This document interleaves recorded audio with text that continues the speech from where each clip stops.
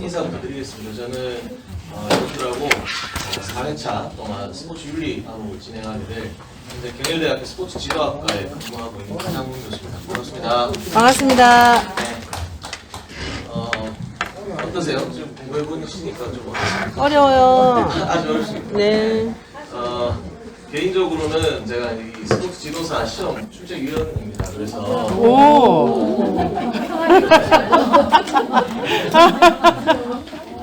올해 제가 시험 문제 출제로 들어갈지 안 들어갈지는 잘 모르겠어요. 뭐 들어간다 해도 말씀을 드릴 수 없고, 그 방식을 그냥 좀 말씀드리면 시험 출제는 우리 시험이 26일인가요? 그러면 시험 출제 위원들이 일주일 전부터 합숙을 합니다. 합숙을 해서 휴대폰 다 뺏기고, 뭐 인터넷 쓸 수 없고, 그다음 뭐 시험 문제 내다가 화장실 가도 그 보디가드들이 같이 따라가서 부정을 하는지 안 하는지를 감시하는 굉장히 좀 이렇게 뭐랄까 비밀이 지켜지는 그런 상태에서 시험을 출제하고, 여러분들 26일 날 시험 10시부터인가요?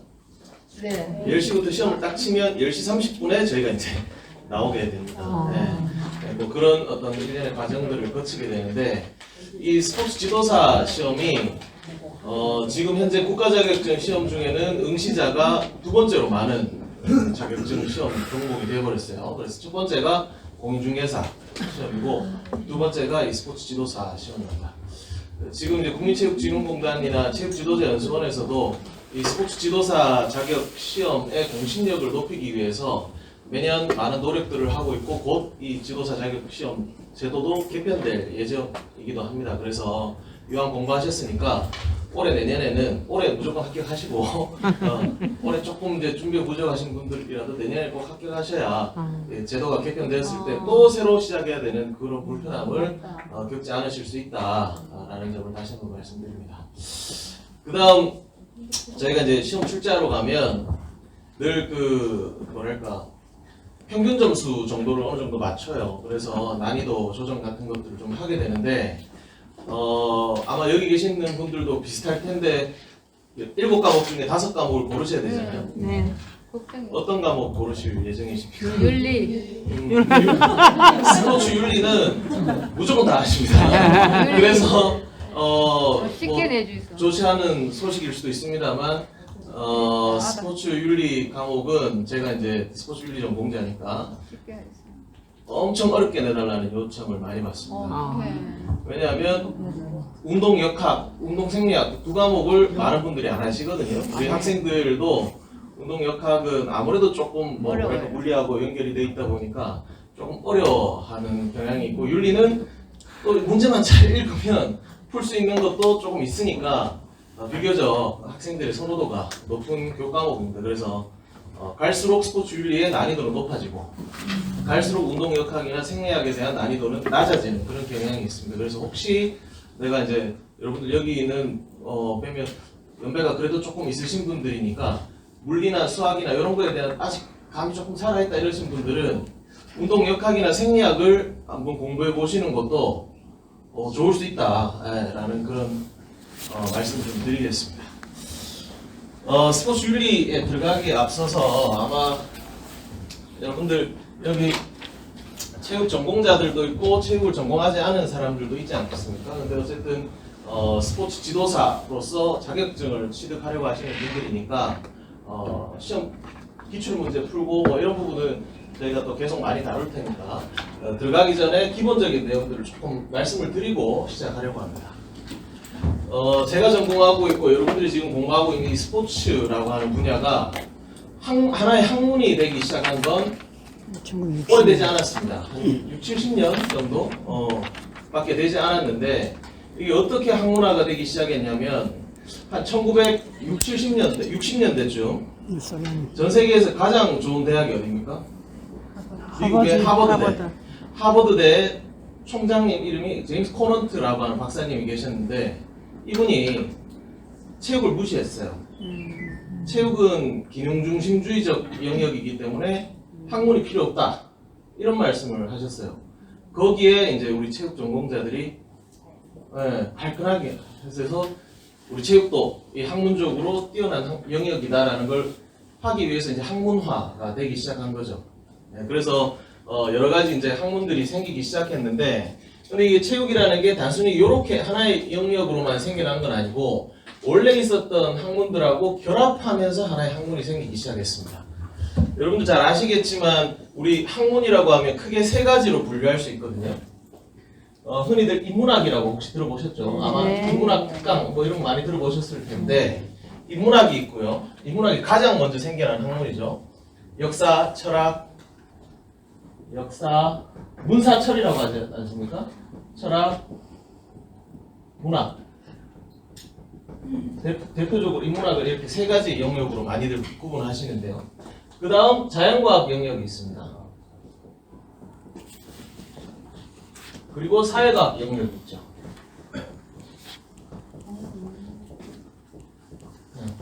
아마 이게 기원전 약 한 4세기 정도부터 인문학이 생기기 시작했다면 자연과학은 한참 지난 17세기 정도에 학문이 생겨났고 자연과학은 한 19세기 정도부터 학문이 생기기 시작한 영역입니다. 자연과학에는 어떤 것들이 있을까요? 우리가 흔히 알고 있는 물리, 뭐 화학, 고등학교로 치면 이과에서 주로 배우는 그런 영역들이지 않습니까? 뭐 의학도 여기에 뭐 생물 뭐 그죠? 뭐 이런 기타 등등이 있을 겁니다. 그리고 사회과학은 어떤 것들이 있을까요? 사회학, 경영에 마케팅 뭐 이런 것들 포함될 거고, 행정, 사회심리 뭐 이런 것들이 포함될 겁니다. 이런 영역들이 있는데 원래 이게 대학문의 분류죠. 한 20-30년 전만 하더라도 대학의 학과들이 사회학과, 경영학과, 행정학과, 뭐 심리학과, 그죠? 뭐 이런 기초 학문 영역들로 이제 대학의 학과들이 구성됐을 겁니다. 근데 아까 말씀드렸던 것처럼 체육이라는 학문 자체로 이렇게 성장하지 못했고 원래 있었던 기존의 학문들과 결합하면서 하나의 학문을 형성한 응용 학문입니다. 스포츠와 물리가 합쳐진 영역이 운동역학입니다. 배우셨죠? 그 다음 뭐 이런 것들과 합쳐진 영역이 운동생리학이죠. 사회과학 영역으로 보면 스포츠와 심리가 합쳐진 스포츠 심리학, 스포츠 사회학, 아마 스포츠 지도사 과목에는 없지만 스포츠 경영학, 스포츠 마케팅 얘기하죠. 근데 다 이런 영역인데 우리가 배우는 스포츠 윤리는 바로 인문학과 연결된 철학, 우리가 배우는 윤리가 철학의 한 영역입니다. 철학에는 뭐 네 가지를 구분할 수 있는 형이상학, 가치론, 뭐 등등 그죠? 존재론 뭐 이런 부분들을 구분할 수 있는데 그중에 가치론에 해당하는 대표적인 영역이 윤리고, 우리는 스포츠와 관련한 다양한 학문들 중에 인문학의 영역에 속하는 스포츠 윤리를 이번 시간부터 우리 저하고 같이 한번 배워보는 겁니다. 제가 사실 수업 시간에 우리 학생들에게 스포츠 윤리에 대해서 이렇게 설명할 때 스포츠 윤리라는 게 여러분들이 스포츠를 할 때 이렇게 해라 저렇게 해라 라고 알려주는 그런 학문은 아니다 뭐 이렇게 설명들 많이 하고 나는데 슬라이드를 보면서 한번 이야기해 보겠습니다. 자, 그리고 또 하나 먼저 짚고 넘어가야 될 게 우리가 스포츠 지도사 자격증을 따기 위해서 이 자리에 모여 있지 않습니까? 근데 스포츠가 과연 뭔지 알아야 되는 거죠. 여러분들이 생각하는 스포츠의 정의 어떻게 내릴 수 있겠습니까? 스포츠 지도사 대기를 하셨지 않습니까? 혹시 실기는 어떤 종목 준비하십니까? 네? 오리엔티링. 예. 저도 뭐 관심 있어 하는 종목 중에 하나인데 스포츠의 영역이잖아요. 스포츠를 어떻게 정리할 수 있겠습니까? 육체와 머리를 같이 쓰는 게 스포츠다. 그래서 건강을 유지하는 것. 정신적 건강과 신체적 건강을 유지하는 것. 네. 그러면 우리가 소위 말해서 앉아서 하는 명상, 육체적 건강과 신체적 건강을 같이 도모하고 오래 앉아있으니까 에너지도 많이 소모됐고 머리도 쓰잖아요. 명상. 머리를 안 쓰는 것도 일종의 쓰는 거니까. 스포츠를 어떻게 정의할 수 있겠습니까? 규칙에 따르는 움직임. 자, 그러면 어렸을 때를 생각해 보죠. 어렸을 때 놀이터에서 친구들하고 술래잡기 합니다. 술래잡기 나름대로 규칙이 있어요. 모래에서는 한 발 딱 뛰어야 되고. 술래잡기가 스포츠인가요? 놀이죠.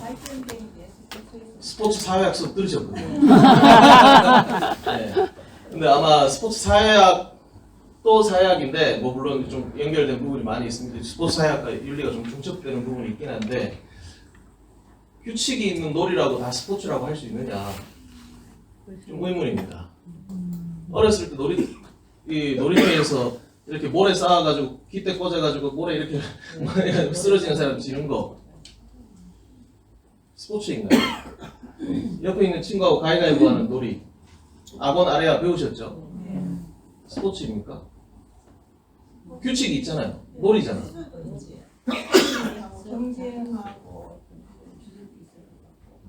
네.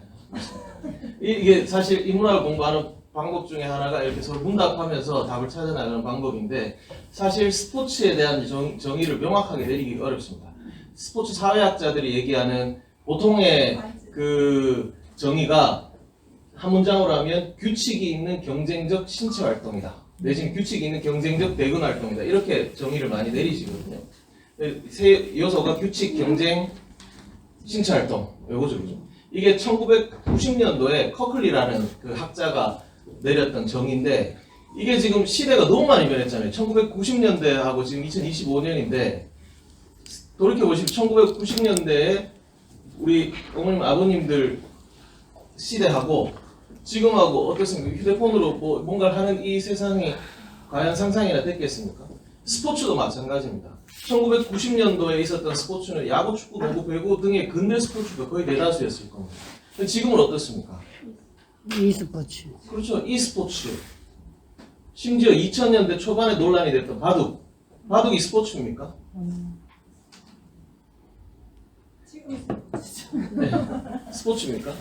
어떻게 생각하세요? 혹시 바둑 준비하시는 분 있으신가요? 스포츠 지도사 종목으로.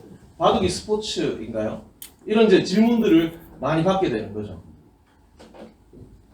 바둑을 스포츠라고 생각하십니까? 규칙이 있고 경쟁을 하고 규칙이 있고 경쟁이 있는데 신체 활동 조금 있잖아요. 바둑 하는 사람들 왜 신체 활동 없다 그러면 사격은 손가락 하나 갖다 가는데 이거는 스포츠라 하면서 왜 이거는 스포츠로 안 하고 바둑은 하다 보면 8시간씩 앉아서 하는데 사격은 뭐 1분 만에 끝나기도 하는데 이렇게 반론하기도 합니다. 우리가 아이들 보고 막 하지 말라고 했던 스타크래프트 e스포츠로 받아들여지지 않습니다. 네. 근데 사실 뭐 한 10년 전만 하더라도 지금보다 저도 이제 더 젊을 때 막 공부할 때는 저한테 그런 질문을 한다면 저는 사실 바둑을 스포츠로 인정하기 좀 어려웠습니다. 왜냐하면 뭐 이렇게 대근 활동도 있고 이러고 보지만 바둑은 내가 아닌 남이 해줘도 승부가 나잖아요. 내가 신체를 안 써도 내가 신체를 못 써요. 옆에 사람한테 두 번째 줄, 세 번째 칸에 놔주십시오. 말만 해도 승부가 겨뤄지지 않습니까? 사격은 어때요? 이것만 하지만 누구나 10점을 노리지만 누구나 10점을 맞출 수 없잖아요. 일종의 신체적 성취가 없어서 저는 강하게 반대했는데 그럼에도 불구하고 이제 학자로서 반대한 거고 이게 정치적 논리로 이미 이제 바둑은 대한체육 가맹단체가 돼버렸고 아시안게임 정식 종목이 돼버렸죠. 그래서 일종의 이제 하나의 개인으로서는 아니라고 아무리 반대해도 이미 스포츠의 영역으로 들어와 있기 때문에 우리가 이제 스포츠로 받아들이는 겁니다. 그래서 스포츠를 정의 내릴 때 우리가 크게 세 가지 조건을 이야기하게 됩니다.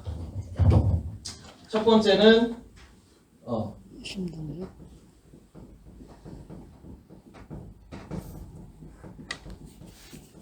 수의근이라는 걸 활용할 것. 수의근이라는 건 내 의지로 움직일 수 있는 근육을 써야 스포츠라고 인정받을 수 있습니다. 우리 몸에 있는 불수의근들 있지 않습니까? 내 의지로 움직일 수 없는 근육. 대표적으로 심장 같은 거죠. 오늘 피곤하다 좀 적게 뛰어. 안 되잖아요. 그죠? 네, 의지로 조절할 수 없습니다. 이 불수의근을 활용해서는 스포츠를 인정하기 어렵습니다. 내 의지로 움직일 수 있는 근육을 활용해야 스포츠를 인정할 수 있습니다. 두 번째. 신체적인 성취가 있어야 됩니다. 이 신체적인 성취는 상대적인 성취가 될 수도 있고 주관적인 성취가 될 수도 있습니다. 상대적인 성취는 경쟁에서 이기는 걸 의미하겠죠. 주관적인 성취는 과거에는 스포츠로 받아들이기 어려웠던 예를 들면 오리엔티어링, 등산 뭐 이런 것들은 꼭 남과 경쟁하지 않더라도 나 자신과의 싸움을 통해서 뭘까요? 뭔가를 얻어내는 성취감이 있지 않습니까? 이런 신체적 성취, 수익은을 활용하고 신체적인 성취가 있더라도 스포츠로 인정되기 어려운 것들이 있습니다. 대표적인 건 친구하고 하는 싸움박질. 수익은을 활용하고 눈물 흘리거나 코피 흘리면 지지 않습니까? 신체적 성취가 있음에도 불구하고 그걸 스포츠라고 인정하기 어렵잖아요. 이 세 번째가 사실 조금 광범위한 개념이긴 합니다만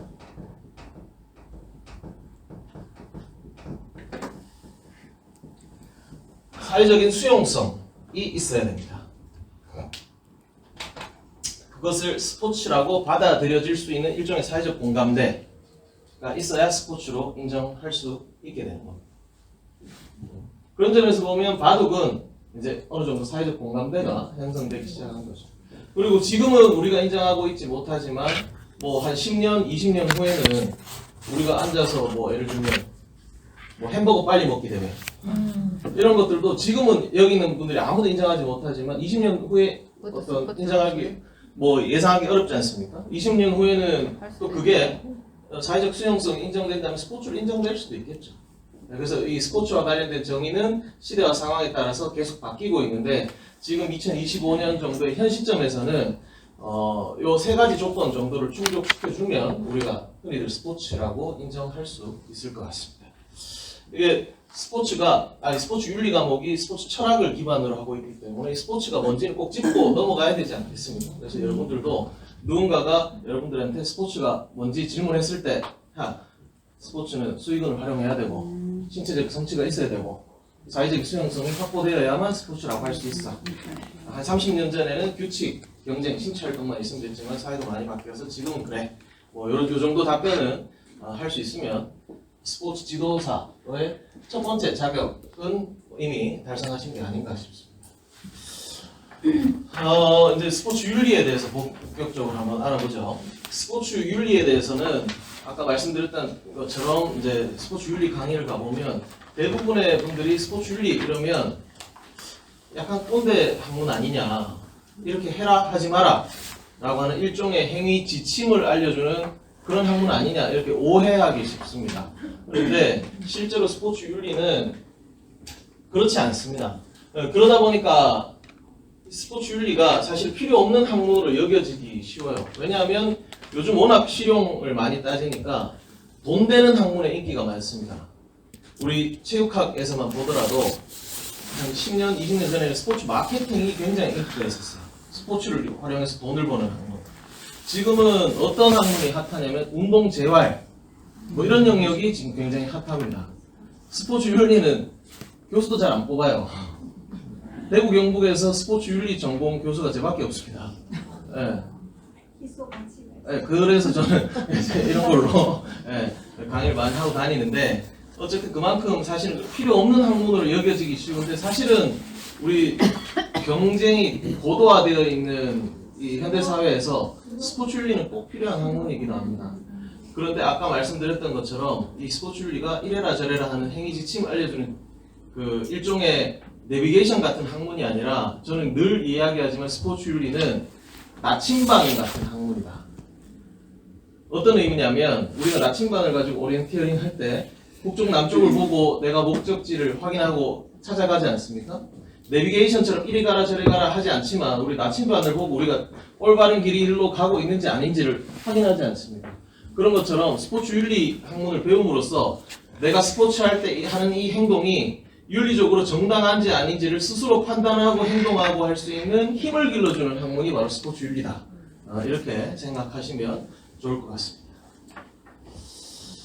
자, 그러면 제가 이제 수업을 진행하는 방법이 특정 관련한 내용에 대해서 설명을 좀 하고 그 기출 문제를 같이 한번 풀어보는 것으로 그렇게 진행할 텐데 스포츠 윤리와 관련한 기본적인 설명을 좀 드렸으니까 요거 출제된 시험 문제인데 같이 한번 풀어보도록 하겠습니다.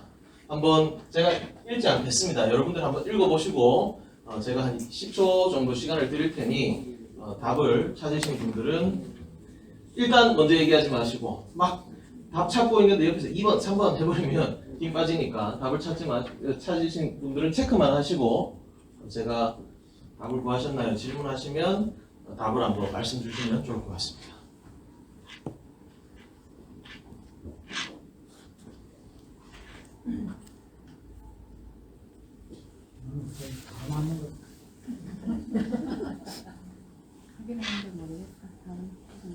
정답 찾으셨습니까? 몇 번 같습니까? 2번. 2번. 네, 2번입니다. 스포츠 상황에서 행동의 옳고 그름을 판단할 수 있는 원리, 무엇인지를 스스로 판단할 수 있게끔 해주는 학문이 바로 스포츠입니다. 그 다음 스포츠 현상을 사실적으로 기술하는 방법을 탐구하는 것. 이건 바로 이제 주로 자연과학에서 다루는 영역들, 운동역학이나 생리학에서 사실적으로. 그 다음 스포츠 현상의 미학적 탐구. 이거는 윤리라기보다는 적어도 이제 철학의 한 영역이긴 하지만 윤리하고는 조금 거리가 있죠. 그 다음 미율. 윤리적 원리와 도덕적 덕목에 기초하여 스포츠인에 요구되는 행위가 무엇인지를 탐구하는 것. 기억 비율입니다. 미적 판단하고는 거리가 뭡니까? 예, 디베티. 네, 미적 판단은 윤리의 영역이라기보다는 그냥 스포츠 미학의 영역인 거죠.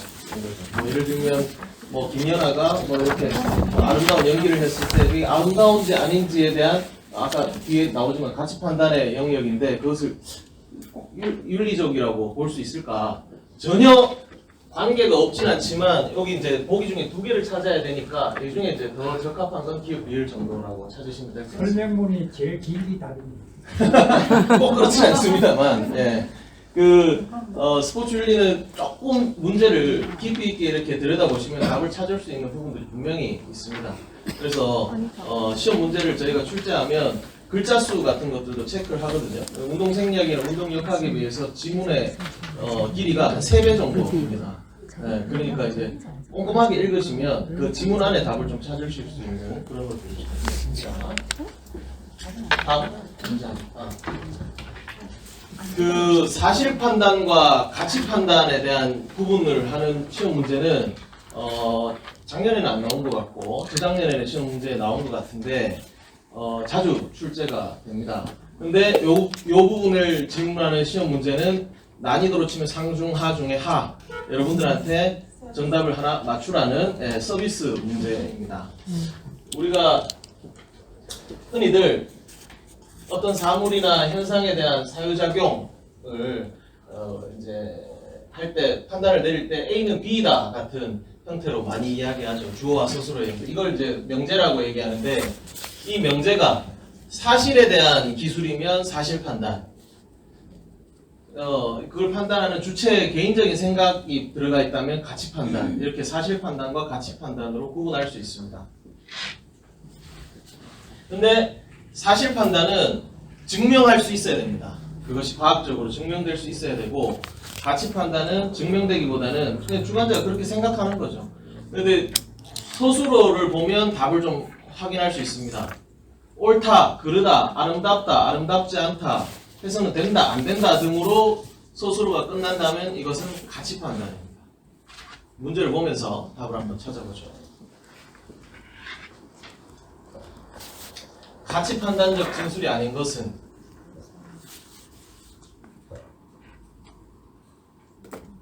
자, 답을 찾으셨습니까? 예, 몇 4번. 번인가요? 4번. 네, 4번. 정답은 4번입니다. 추신수는 정직한 선수이다. 된다. 정직한 선수일 수 있지만 아닐 수도 있지. 와이프가 봤을 때는 이런 도둑 이렇게 생각할 수도 있지 않겠습니까? 이건 사실 판단이 아니죠. 페어플레이는 좋은 행위이다. 이것도 그냥 보편적인 관점에서 보면 맞는 얘기일 수 있지만 감독 입장이에요. 감독 입장인데 꼭 이겨야 되는 게임인데 너무 착한 선수가 계속 페어플레이만 하고 있어요. 그 감독 입장에서는 좋은 행위라고 얘기할 수 있겠습니까? 네, 그 반론이 가능한 영역이죠. 그게 가치 판단입니다. 감독은 선수를 체벌해서는 안 된다. 이것도 사실은 맞는 얘기지만 그래서 3번으로 오답을 많이 체크합니다. 오답률이 있는데 해서는 안 된다. 이거는 뭐 감독의 판단이고 이게 법적인 판단인데 뭐 때리는 사람은 안 된다고 생각하고 때리겠습니까? 그죠? 그러니까 이게 근데 김연아가 올림픽에서 금메달을 땄다. 이건 뭐 사실 네, 뭐 이게 그죠? 예. 반론이 불가능합니다. 자, 그다음 기업과 위원회 들어갈 용어 한번 찾아보겠습니다.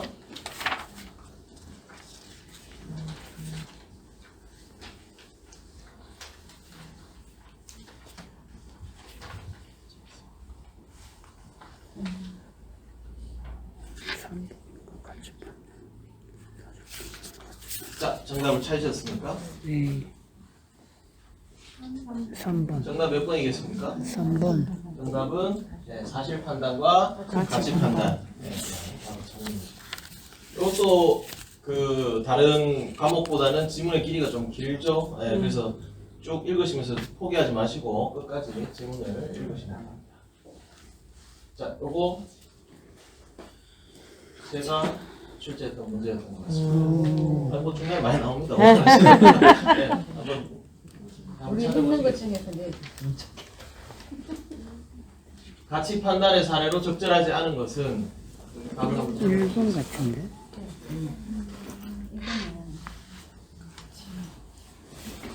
근데 이건 사실 정답은 몇 번이겠습니까? 1번. 네, 1번. 네, 틀렸다.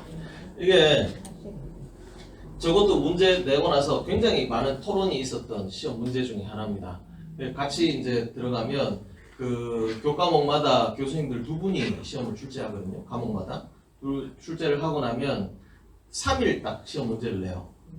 일요일날 들어가서 일, 월, 화 거의 뭐 밤새다시피 시험 문제를 내면 수요일날은 이제 인쇄가 들어가야 되니까 그때부터 이제 노는데 3일 동안 저희가 시험 문제를 내면 다른 교과목 교수님들이 이 시험 문제가 잘못됐는지 괜찮은지를 서로 계속 토론하는데 그 이게 전공자가 아닌 분들이 봤을 때는 1번도 이거 맞는 거 아니냐 뭐 이렇게 이제 주장하기도 합니다. 근데 문장 자체로만 해석해야 됩니다. 그러니까 그분들이 1년 연기됐으니까 이건 안 좋은 거 아니야 뭐 이렇게 생각할 수 있는데 이거는 그냥 사실이니까. 네. 1년 연기된 건 이거 좀 안 좋은 거 아닐까 뭐 이렇게까지 깊이 있게 파고들면 답을 찾는 데는 혼란스럽습니다. 그냥 문장 자체만을 놓고 답을 찾으셔야 돼요. 자, 논란의 문제였습니다. 답을 한번 찾아보겠습니다.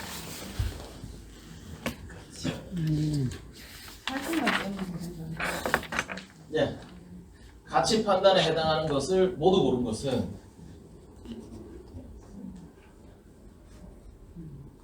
그러면 지금 3번.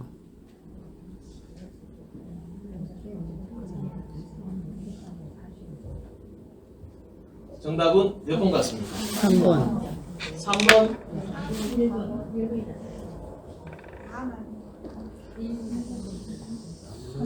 자, 체조 경기에서 선수들의 연기는 아름답다. 같이 다 판다. 무조건 같이 판단이죠. 아름답다. 그죠? 네. 2번 건강을 위해서는 고지방 음식을 피해야 한다. 이것도 약간 애매한데 사실 같기도 하고. 조금 애매하지 않습니까? 네. 네, 간혹 뭐 고지방 음식을 먹어야 될 수도 있고 근데 또 고지방 음식 피해야 될 것 같기도 하고 우리 의사가 아닌데 좀 애매합니다. 이거 넘어가고 있습니다. 시합이 끝난 후 상대방에게 인사를 하는 것은 옳은 행위다. 같이 그건 뭐 옳은 행위다. 그죠? 뭐 이건 가치 판단이고. 비것은 맞는 것 같고요. 이상화는 금메달을 해드리겠다. 이거는 사실 판단이죠. 네. 이건 4번은 아니고 기억 디귿 1번이요. 네. 기억 비교 확실하니까. 정답은 1번, 2번, 3번 다 정답입니다. 그러니까 리얼만 가지고 나죠. 맞네. 아마 이 모두 이거는 몰라라는 거잖아. 시험 문제를 잘못 낸 케이스입니다. 이게 시험 문제 내고 나면 한 300점이 저기 합격이지 않습니까? 평균 60점에 5과목. 한 295점 내시는 분들이 문제가 잘못된 게 없는지를 찾아서 이렇게 이의 신청을 하죠. 이의 신청을 하는데 이의 신청하면 또 다른 전공자들한테 이제 문제 검토를 맡기는데 이거는 잘못 나온 문제입니다. 그래서 이게 어떻게 보면 수험생을 조금 기만할 수 있는 문제이기 때문에 이거는 1번, 2번, 3번을 모두 정답 처리해주자 해서 1번, 2번, 3번이 정답입니다. 이게 좀 애매하죠, 그죠? 해야 한다 그런 게. 네. 아마 취지는 1번을 정답으로 하고 시험 문제를 내신 것 같아요, 출제위원이. 그럼 저희는 이걸 어떻게 답을 안 나오겠지. 이런 문제는 이제 안 나와요. 이렇게 애매한 문제는 안 나와요. 애매한 문제가 있으면 이의 신청하십시오. 네, 오답 처리될 경우는. 네. 자, 그리고 저희 스포츠 윤리 수업 4번 진행하지 않습니까? 네. 4번 진행하게 되는데 첫 번째, 두 번째 우리가 가지고 있는 이 시험 범위 안에 내용을 같이 공부하고 세 번째, 네 번째는 했던 거를 다시 복습하겠습니다. 네. 2번 정도 복습해야 되니까요. 자, 그다음 스포츠에서의 정의와 관련한 시험 문제도 거의 매년 출제되고 있습니다. 스포츠는 사실 정의로워야 되는 영역이지 않습니까? 그래야 스포츠가 정의로워야 사실은 다른 영역에 있는 분들로부터 뭐랄까요? 뭐 존경받을 수도 있고 또 가치 있는 영역으로 인정받게 되는데 스포츠가 정의롭게 되기 위해서 뭐 필요한 그런 기본적인 조건 같은 것들이 있습니다. 정의의 조건 같은 것들이. 근데 이 정의는 사실 규칙과 밀접한 관련이 있습니다. 규칙을 준수할 때 우리가 스포츠에서의 정의가 지켜질 수 있죠, 그죠? 네. 그래서 규칙과 밀접한 관련이 있는데 우리 규칙을 시험 문제 자주 출제는 안 되지만 그래도 얘기 안 할 수 없습니다.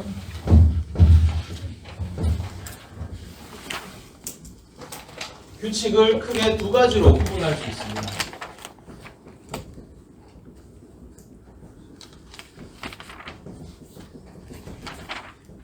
구성적 규칙과 규제적 규칙으로 구분할 수 있습니다. 여러분들이 하고 있는 스포츠 종목에 이 스포츠 종목의 구성적 규칙이 무엇인지 규제적 규칙이 무엇인지를 한번 떠올려 보면서 한번 생각해 보시면 좋을 것 같습니다.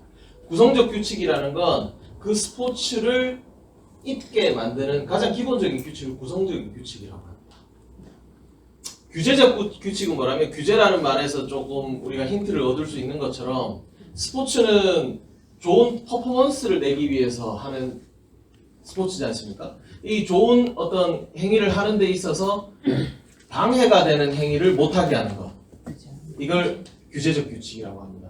농구로 치면 농구에서 멋진 슛을 하는데 팔을 치면 슛을 못하잖아요. 그래서 팔 치는 걸 못하게 하는 것. 이런 것들이 규제적 규칙입니다. 그래서 흔히들 구성적 규칙과 규제적 규칙으로 구분할 수 있는데 어쨌든 이 두 가지는 모두 우리가 지켜야 되는 규칙들이죠. 그렇죠? 그래서 이 규칙들을 지킬 때 우리가 정의를 이야기할 수 있습니다. 근데 이 정의를 지키려고 해도 우리가 흔히들 평균적 정의라고 얘기하는데 이런 정의가 지켜지기 위해서 우리가 이제 시험을 준비해야 되니까 이해하기 쉽게 같은 것은 같게 해야 정의로운 걸 평균적 정의라고 합니다. 같은 것을 같게 해야 정의로운 것. 어떤 게 있겠습니까? 골높이, 골대도 골대. 그렇죠, 그렇죠. 예, 이미 그 기출 문제를 많이 풀어보셔서 답을 골대 높이, 우리 팀 선수의 숫자와 상대 팀 선수의 숫자, 뭐 이런 것들이 똑같아야만 같은 것을 같게 해야만 정의로운 게 바로 평균적 정의 아니겠습니까? 가장 기본적인 겁니다. 그러면 분배적 정의는 우리가 같은 것을 같아야만 정의로운 걸 평균적 정의라고 하는데 다른 것은 다르게 적용해야 정의롭다 하는 것을 분배적 정의라고 합니다. 어떤 것들이 있을까요? 몸무게, 예, 공수교대. 예습을 많이 하신다 그죠? 예, 그 대표적인 게 난이도 점수 같은 것들입니다. 3바퀴 돌아서 착지했을 때 점수와 4바퀴 돌아서 착지했을 때 점수는 똑같이 이렇게 섰더라도 하나는 4점 만점이고 하나는 4.5점 만점이어야만 정의롭지 않겠습니까? 다른 것을 다르게 적용해야 정의로운 걸 바로 분배적 정의라고 합니다. 스포츠 안의 상황은 아니지만 또 비슷한 게 바로 연봉. 우리가 스포츠는 사실 자본주의 이제 시장의 원리가 철저하게 관철되는 게 프로스포츠의 영역인데 아마추어 스포츠 말고 선수의 어떤 기량과 관계없이 모든 사람에게 동등한 연봉을 주게 된다면 왜 정의롭다고 얘기할 수 있겠습니까?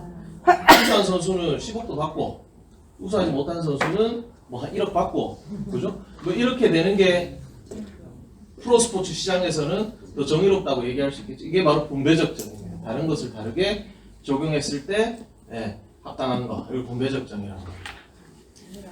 근데 이제 다시 돌아가서 같은 것을 같게 해야만 정의로운 영역이 있는데 통제 불가능한 조건들이 있습니다. 어떤 게 있을까요? 햇볕, 바람, 통제할 수 없습니다. 아마 여기 축구 좋아하시는 분들 알겠지만 축구할 때 바람을 등지고 하는 것과 바람을 맞서는 것은 경기력에 굉장히 큰 차이를 나타냅니다. 근데 어쩔 수 없지 않습니까? 축구 경기장은 딱 정해져 있고 경기장을 이렇게 반듯 돌릴 수도 없는 곳이고, 그죠? 그리고 저도 이제 학생들하고 배드민턴 가끔씩 치는데 저희 대학의 이제 체육관의 구조가 이렇게 무대 쪽을 보고 치면 커튼이 있어가지고 폭이 잘 보여요. 근데 이 출입구 쪽을 보고 치면 이게 눈이 좀 어린다 해야 되나? 예. 이런 것들. 그래서 이제 저는 스포츠 윤리를 가르치지만 늘 제가 무대를 보고 치고 하는데 이런 통제할 수 없는 조건들이 있지 않습니까? 예. 이런 것들은 바로 요 절차적 정의에 의해서 해소될 수 있습니다. 절차적 정의가 바로 공수교대. 시작할 때 동전 던지기 해서 성공 후공을 정하는 거.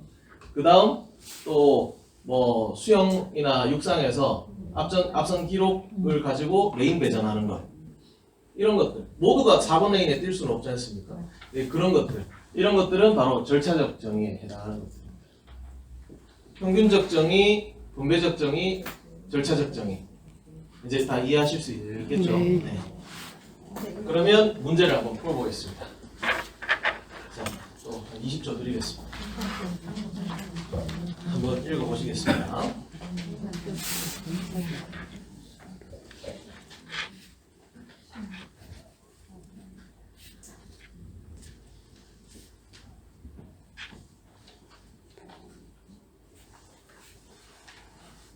정답을 찾으셨습니까? 바로 절차적 정의죠. 그 통제 던진다 보면 조금 비춰. 네, 맞습니다. 요거는 아마 못한 것 같습니다. 자, 그 다음 또 절차적 정의, 평균 요것도 통제. 제가 낸 거. 동전 던지기라고 그랬어. 절차적인 정답을 찾으셨습니까? 평균이고 정답은 2번. 절차적인. 간혹 우리가 평균적 정의, 분배적 정의, 절차적 정의를 사실 이제 학문에서 많이 다루는데 뭐 상대적 정의라든지 뭐 이런 말들이 나올 수도 있습니다. 그런 말들은 나올 때 한번 눈여겨 보시고 좀 우리가 배웠던 해당 안 된다 그러면 좀 대입해서 이해해 보시고 또 답을 찾으시는 그런 스킬도 활용해 보시면 좋을 것 같아요. 혼자 투자를 가진다. 자, 그 다음 요거 답을 한번 찾아보겠습니다.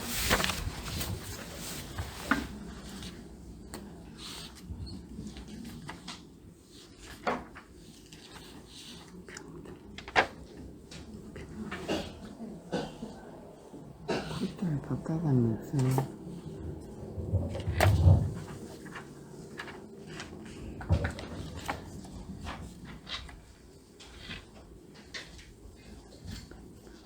질문을 읽는 속도가 조금 다를 수 있으니까 조금 천천히 하겠습니다. 이미 답을 찾으셨더라도 조금만 기다려 주십시오.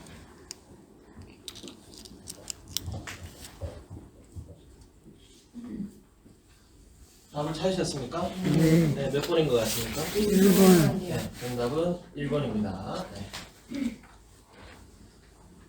다음 문제입니다.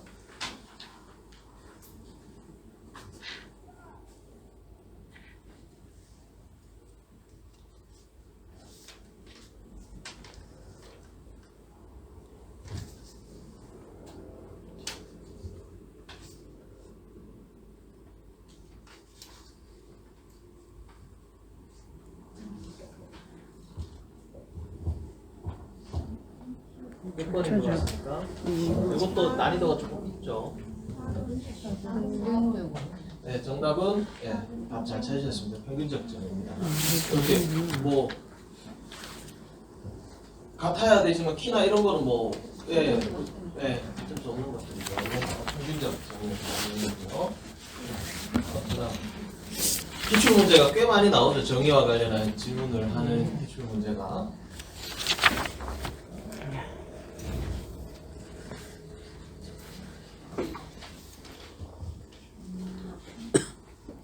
보겠습니까? 절차적 공수거든요. 절차적. 그 동등한 기회를 보장해야 된다. 이 정도 읽고 포기하시면 안 돼요. 이러면 왠지 평균적 정의 답을 하실 수 있는데 뒤에 쭉 보시면 공수거든. 책임 교체, 뭐 제비 뽑기 이건 절차적 정의에 해당하는 것이시고요. 절차적 정의. 자 이제 그러면 정의와 관련한 시험 문제는 여러분 다 정답을 이제 찾으셔야 됩니다. 그죠? 그 다음 스포츠 가치론입니다. 스포츠가 실제로 가치의 영역을 다루는 내용인데 흔히들 이제 스포츠맨십과 페어플레이 같은 것들을 많이 얘기하죠. 스포츠맨십은 스포츠 윤리에서는 사실은 핵심 키워드입니다. 우리 스포츠맨십이라는 단어는 꼭 전공자가 아니더라도 우리가 흔히들 많이 알고 있지 않습니까? 스포츠맨십 이러면 뭐 한마디로 정의 내리긴 좀 어렵습니다만 어떤 요소들을 줄 수 있을까요? 스포츠맨십, 여러분들이 생각하는 스포츠맨십의 요소 어떤 것들이 있을 수 있겠습니까? 도덕, 네? 배려, 신사적인 것, 신사적인 것은 무엇입니까? 규칙을 잘 지키는 것도 정당, 배려, 배려, 네. 또 정당하게 하는. 정정당당함, 네. 네. 또 많지가 않아요. 방치가 안 하는 것, 뭐 이게 다 규칙을 지키는 것에 포함될 것 같습니다. 또 패자에 대한 배려. 이렇게 제가 질문했을 때 사실 스포츠 윤리는 인문학의 영역이잖아요. 맞고 틀리고가 사실 아주 있지는 않습니다. 그래서 한번 말씀을 주시면 그러면서 이제 오랫동안 머리에 기억이 남을 수 있으니까 뭐 틀려도 좋으니까 말씀하신다면. 팬 서비스. 팬 서비스도 뭐 스포츠맨십에 포함될 수 있겠네요. 넓은 영역이지 본다면.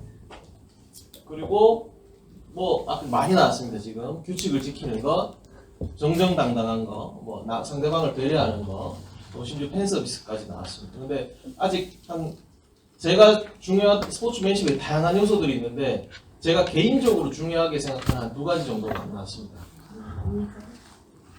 도덕, 예절 매너 포함될 것 같고요. 도덕적 품성. 도덕적 품성, 뭐 개인의 품성 다 포함될 것 같습니다. 네. 네? 그건 이제 뒤쪽에서 다루겠습니다.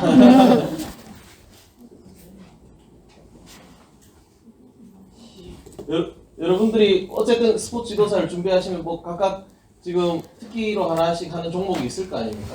그 종목을 이렇게 한번 돌이켜봤을 때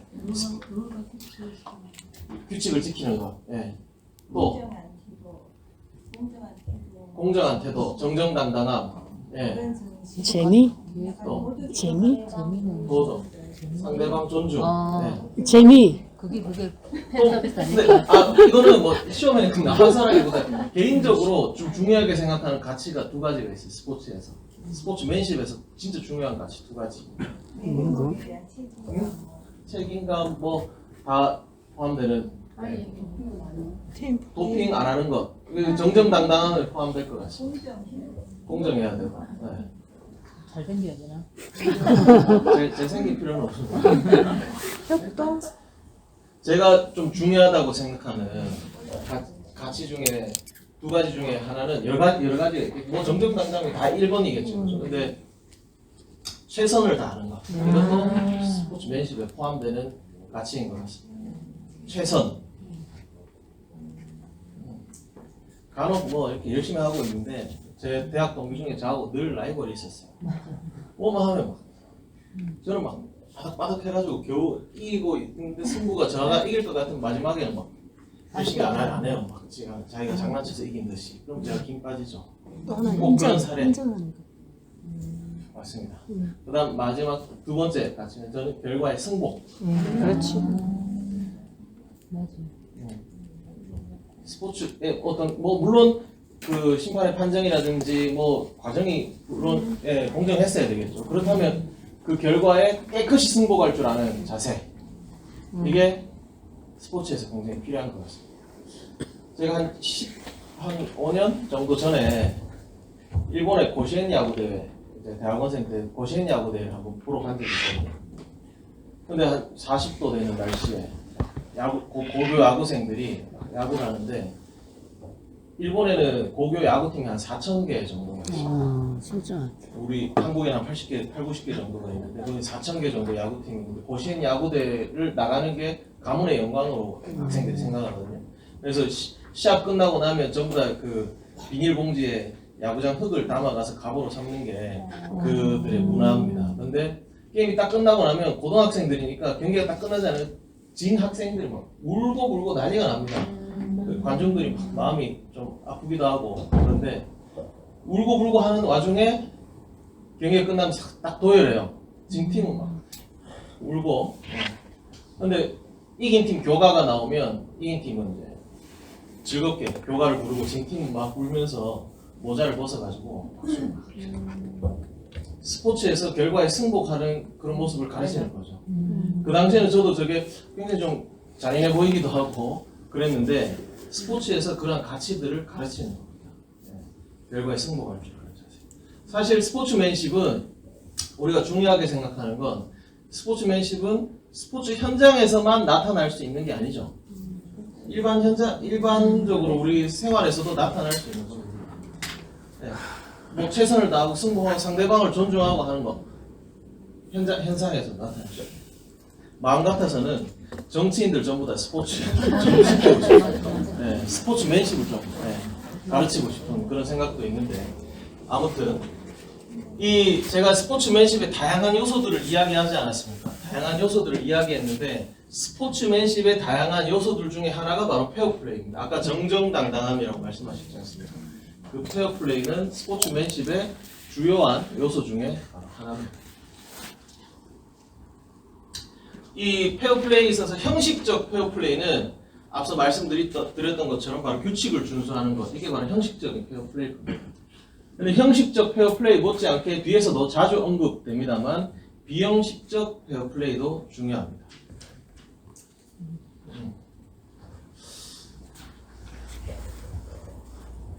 스포츠 윤리니까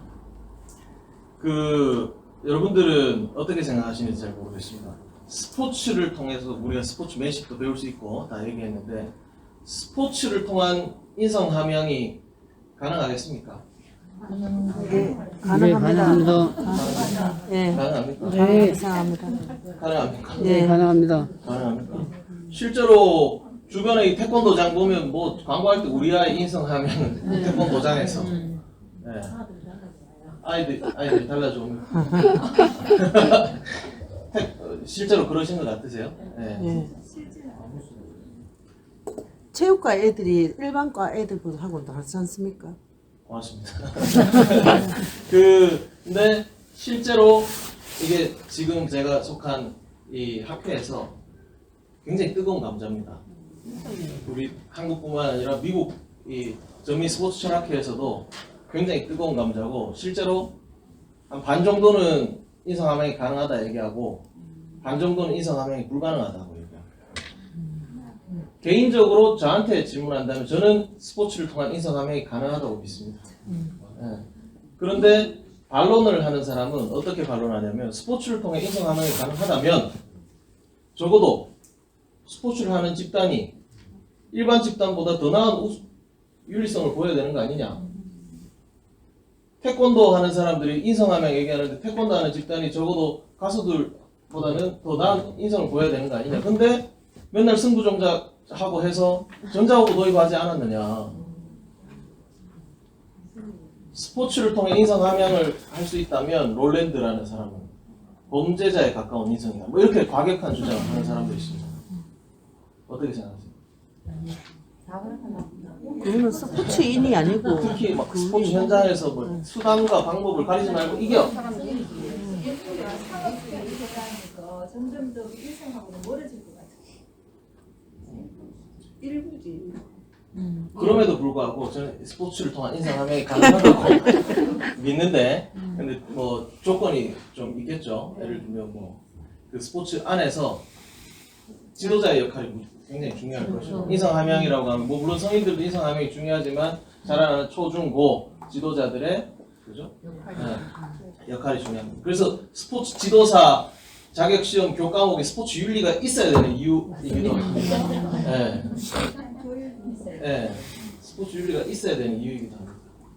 그리고 그 형식과 내용도 많이 바뀌어야겠죠. 수단과 방법을 가리지 말고 이겨가 아니고 아까 얘기했던 스포츠 맨십에 대한 내용들을 강하게 얘기하고, 뭐 저하고 이제 생각이 다른 분들도 많이 있습니다만 저도 다 인정합니다만 저 개인적으로는 우리 대한민국으로 치면 소년체전 같은 것들은 없어지는 게 맞다라고 개인적으로 생각합니다. 아이들을 뭐 훈련비 같은 걸 엮어가지고 과도하게 경쟁 체제에 몰아넣는 이러한 방식은 이제 우리가 좀 극복해야 되지 않겠는가. 그런 생각입니다. 개인적으로 저도 어렸을 때 뭐 이제 키도 크고 운동신경도 조금 있고 하니까 초등학교에 그 교기가 수영이었거든요.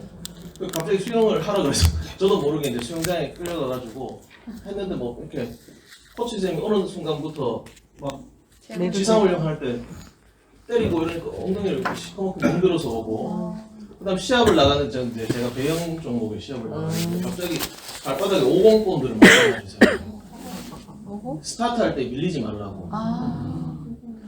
그러니까 근데 발바닥에 50 본드 이게 찌우는데 한참 걸렸습니다. 그러니까 제가 초등학교 5학년 때였는데 지금 노력해보면 좀 아찔하죠, 그죠? 그런 것들을 이게 가르치면 사실은 어떻게 스포츠를 통한 인상함양이 되겠습니까? 굉장히 잘못해야죠. 그렇습니다. 그래서 지도자, 내용 이런 것들이 더욱 중요한 이유이기도 하죠. 맞습니다. 예. 자, 그래서 근데 이 까미라고 하는 아주 유명한 그 수필가가 아주 고마운 얘기를 했는데, 내가 유일하게 윤리에 대해 실제로 배울 수 있었던 것은 스포츠였다가 아니고 사실 저분이 얘기했던 건 축구였다, 이렇게 했어요. 까미라고 하죠. 그래서 저희가 자주 인용하기도 하죠. 그래서 아마 까미는 스포츠를 통한 인상함양이 되냐? 본인은 된다, 내가 그랬다, 뭐 이렇게 얘기하지 않았겠습니까?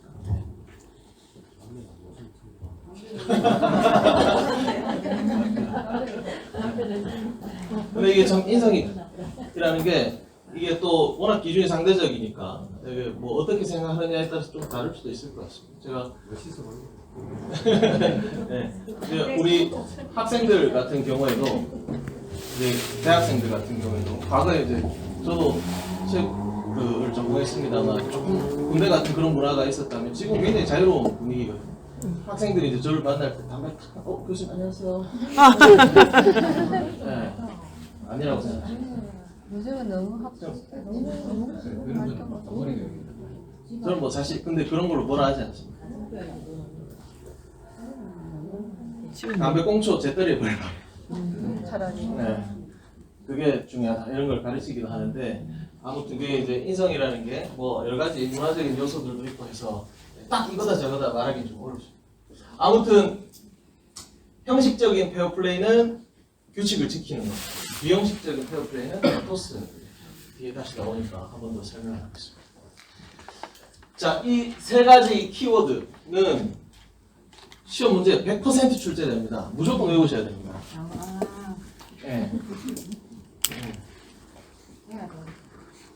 안 나오면 저 찾아오십시오. 이거 시험 문제 안 나올 수 없습니다. 무조건 나옵니다. 저 학원 강사가 된 것 같죠. 학원 배우셨죠? 스포츠 사회학. 그래서 스포츠 사회학에서도 이 시험이 나올 수도 있지만 스포츠 윤리에서도 나올 수가 있습니다. 실제로 간혹 스포츠 사회학에서 시험 문제 낸 것과 윤리가 아주 겹쳐서 서로 조정하기도 합니다. 네가 양보해, 내가 양보해. 근데 이제 시험 문제를 내고자 하는 취지는 좀 다르죠. 카이오와라고 했던 놀이학자가 이 놀이를 네 가지로 분류하지 않았습니까? 아곤, 알레아, 미미크리, 링크스 네 가지로 구분했는데, 이 네 가지 중에 특히 아곤의 스포츠 윤리는 집중합니다. 왜냐? 악원은 키워드가 뭡니까? 경쟁. 경쟁놀이가 바로 악원이지 않습니까? 스포츠가 악원의 전형적인 형태죠. 근데 이 악원 왜 집중할까요?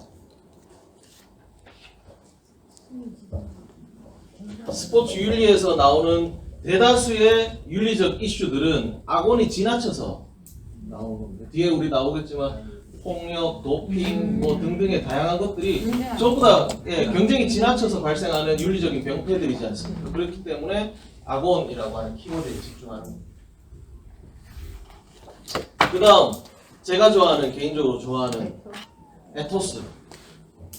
에토스는 뭐를 의미하냐면 규칙에 나와 있지 않지만 그 종목을 하는 사람들끼리 공유하고 있는 윤리적 관습을 에토스라고 합니다. 규칙서에는 나와 있지 않아요.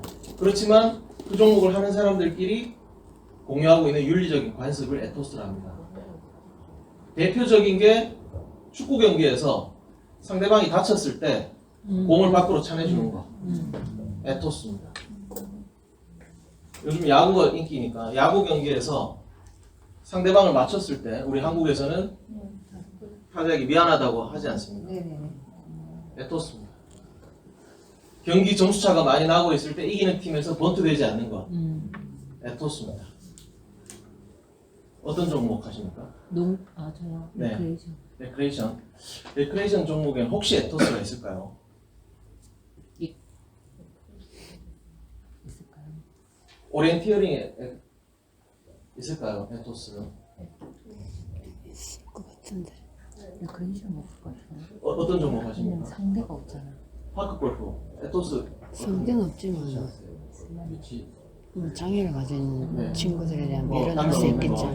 뭐 그런 게 못 따라하면은 못 쳐가. 배드민턴 쳤을 때 네트에 걸렸어요. 네트에 걸렸을 때 콕을 이렇게 줘서 상대방에게 이렇게 네트 위로 넘겨주지 않습니까? 그게 소위 말하는 매너지 않습니까? 이게 에토스입니다.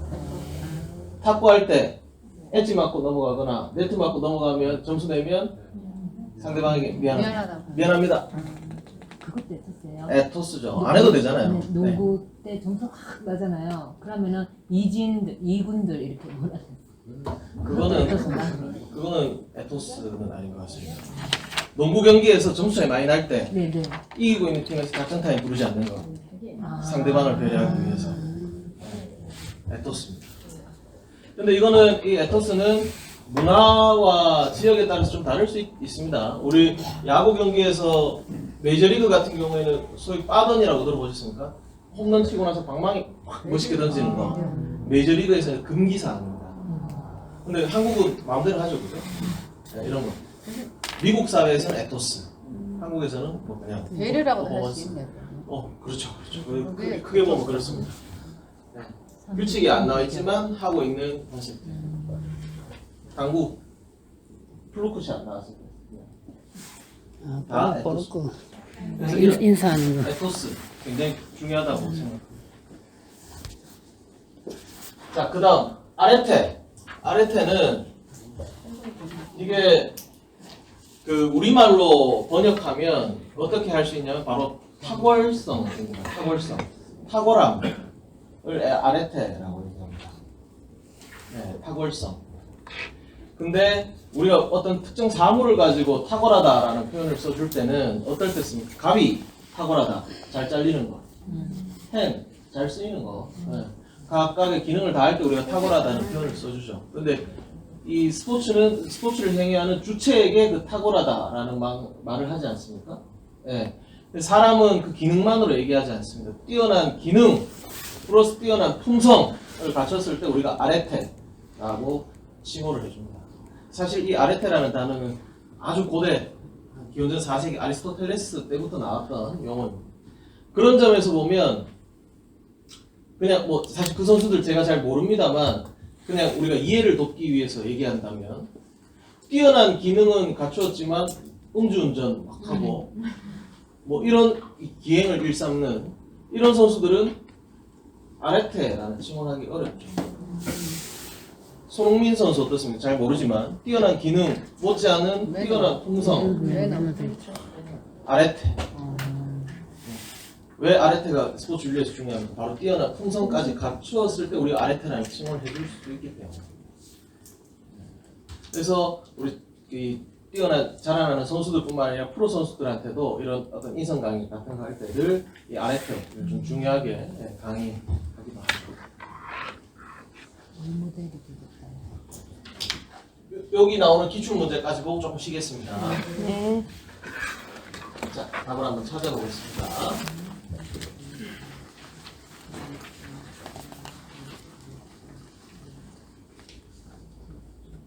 질문이 길죠? 경쟁을 받는 자 학원.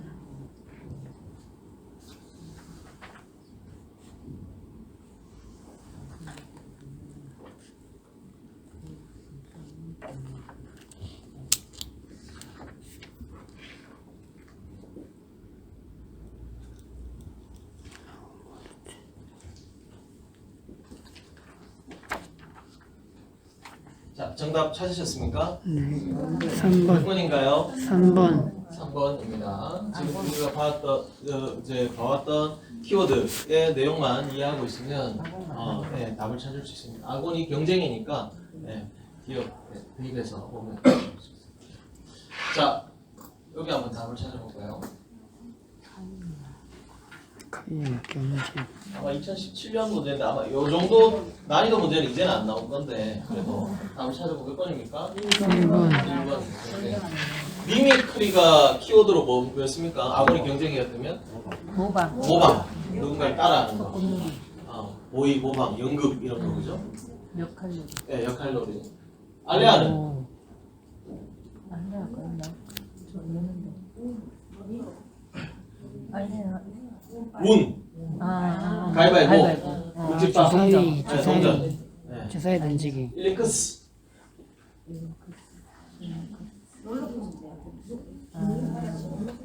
캐. 뭐 한 단어라면 현기, 네. 아, 린. 현기증. 그러니까 현기증. 짜릿함 이런 걸 추구하는 걸 일리크스라고 하죠. 이걸 뭐 이 중에 네 가지 중에 사실 스포츠와 밀접한 건 바로 아곤과 아곤. 일링크스 정도. 아곤이 제일 밀접하고 일링크스도 스포츠에서 그 요소들을 좀 찾아볼 수 있어요. 굳이 스포츠하고 좀 연결시켜 보면 알레아적 요소가 스포츠에 연결된 걸 굳이 찾아보자면 경륜, 경정, 스포츠 토토 뭐 이런 것들 포함되고 미미크리 보자면 운동선수들을 뭐 이렇게 따라하는 거, 뭐 멋진 동작들을 한번 쭉, 손흥민의 페인팅 동작을 한번 따라해본다든지 뭐 그런 것들 굳이 연결시켜보자면 그렇지 않겠습니다. 골프 치시는 분들 타이거 우즈의 스윙 흉내내고 하는 것들. 자, 에토스의 실체를 벗어나지 않는 다음 찾아보겠습니다.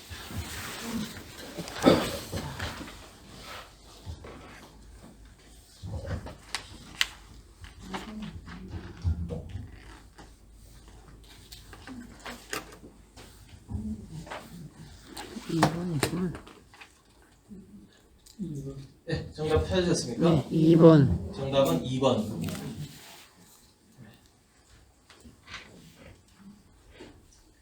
자, 그 다음 괄호 안에 들어갈 용어는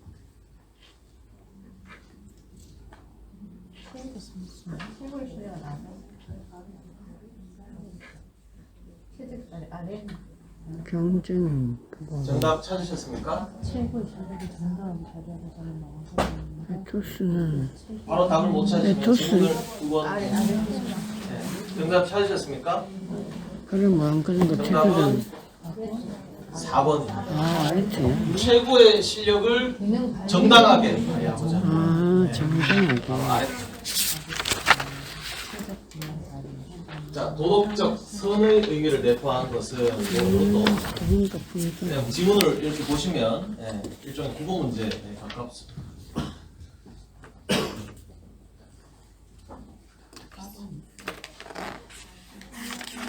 매너.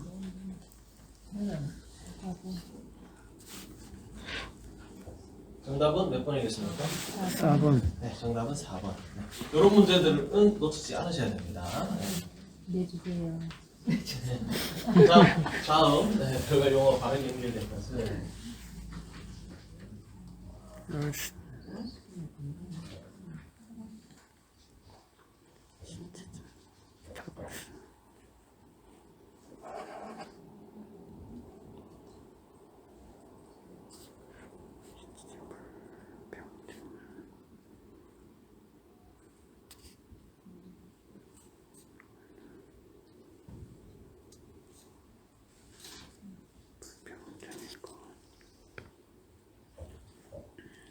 답을 찾으셨습니까?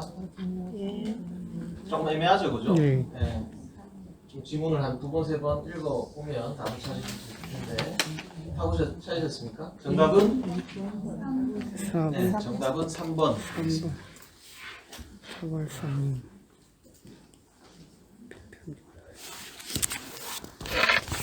그 다음 아공과 아래태에 관한 설명으로 옳지 않은 것은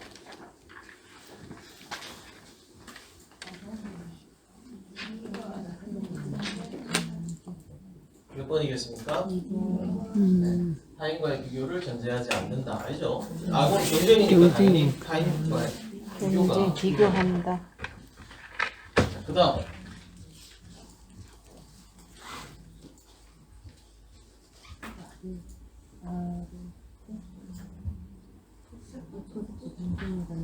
이것도 사실은 난이도 하 점수 드리기 위한 스포츠 면식. 맨십. 사실 최근에는 아까 이제 스포츠 맨십 이야기할 때그 앞서 이제 우리 선생님께서 신사다움을 말씀하셨지 않습니까? 뒤에 우리 차별에도 나오겠지만 신사다움은 남성을 지칭하는 단어이지 않습니까? 네, 성차별적 요소가 있을 수 있다. 그래서 스포츠맨십이라는 단어를 스포츠 퍼슨십으로 바꾸자라는 그런 내용도 있습니다만 사실 근데 이 용어를 바꾸는 게 여러 가지 뭐 사회적 경제적 비용이라든지 이런 점들을 고려해서 아직까지는 스포츠맨십이 바뀌어가고 있는데 나중에 조금 바뀔 가능성도 있어 보이는 거예요. 네. 보셨나요? 자, 그 다음 스포츠맨십의 행위가 아닌 것은 1번. 이건 그거 좋은 것 같아. 5월선 다시. 뭐겠습니까? 1번. 네, 이것도 사실은 국어 문제입니다. 자, 그 다음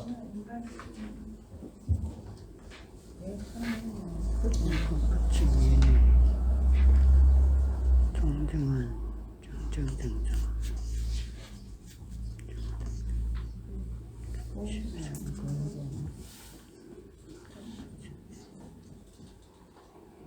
정답을 찾으셨습니까? 2번. 2번. 정답은 2번. 2번입니다. 자, 아까 말씀드렸던 것처럼 스포츠맨십 어떤 요소들이 있나 했을 때 정정당당한 규칙 순수 여러 개 있다고 말씀하시지 않으셨습니까? 이게 기억하실지 모르겠습니다만 수학에서 벤 다이어그램이라고 하잖아요. 집합을 얘기할 때 가장 큰 영역이 바로 스포츠맨십입니다. 그 안에 뭐 이런 요소들이 있는데 그 안에 페어플레이, 뭐 규칙 순수 이런 것들이 포함되어 있죠. 여기 경쟁 조건, 정정당당함 뭐 이런 것들은 페어플레이. 그리고 시합의 조건, 규칙. 네. 자, 보기에 담긴 윤리적 규범과 관련이 없는 것은 딜레마. 뭐겠습니까? 딜레마. 네, 스포츠 딜레마는 좀 생뚱맞죠, 그죠? 네.